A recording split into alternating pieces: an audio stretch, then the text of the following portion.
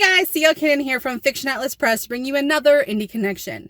Today I'm going to be telling you about some indie books that you might enjoy if you're a fan of L.L. McKinney's A Blade So Black.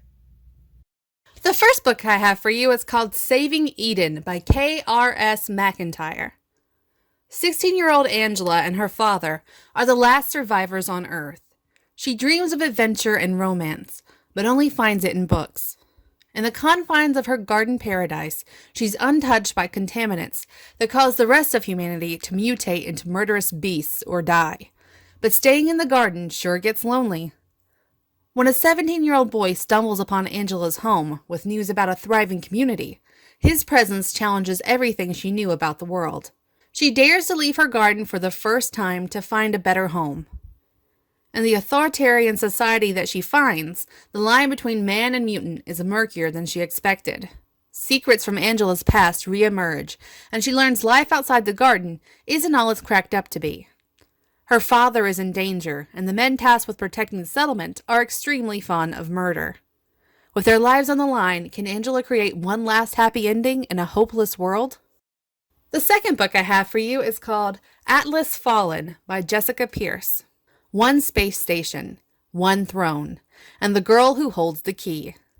Tesla Petrov, daughter of the infamous traitor, no longer lives a life of promise in the Atlas space station's elite flight training program. Stripped of her military rank and banished to the slums, she now scrapes out a brutal existence competing in illegal robot fights for Minko, ruthless leader of the Red Ashes crime syndicate. But when a wrong move costs her a fight, and a fortune for the crime lord, Tesla knows her days aboard the Atlas are numbered. Daxton LaRose isn't just visiting the station to celebrate the centennial of the crown. He's hunting a terrorist threatening to end a century of peace on Earth. To do so, he'll need someone who knows the station, someone willing to strike a deal at any cost. Someone like Tesla. But as the hunt for the terrorists uncovers secrets from both their pasts, Tesla and Daxton realize that nothing, and no one, is what it seems. The third book I have for you is called Daughters of Miri by Rennie K. Amayo. A gruesome war results in the old gods' departure from Earth. The only remnants of their existence lie in two girls, twins separated at birth, goddesses who grow up believing that they are human. Daughters of Miri explores their epic journey of self-discovery as they embark on a path back to one another. Strong-willed Nala grows up seeking adventure in her quiet and small village, while the more reserved Sanai resides in the cold and political palace of Miri. Though miles apart, both girls share an indestructible bond.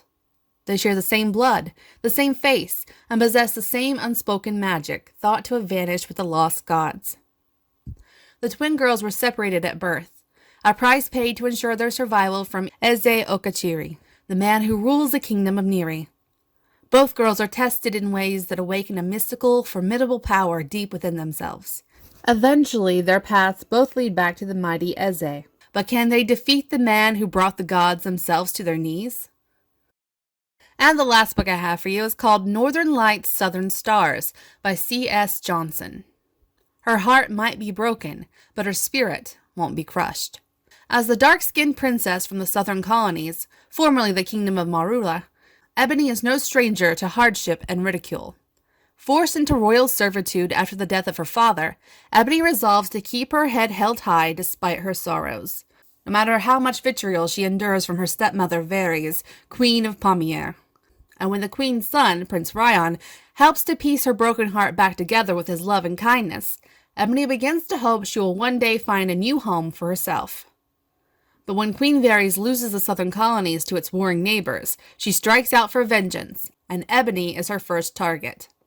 Can Ebony survive the wrath and cunning of her wicked stepmother, even if her survival means giving up her claim to Prince Ryan's heart? Alright, that's all I have for you this week. I'll see you next week on the Indie Connection. Bye!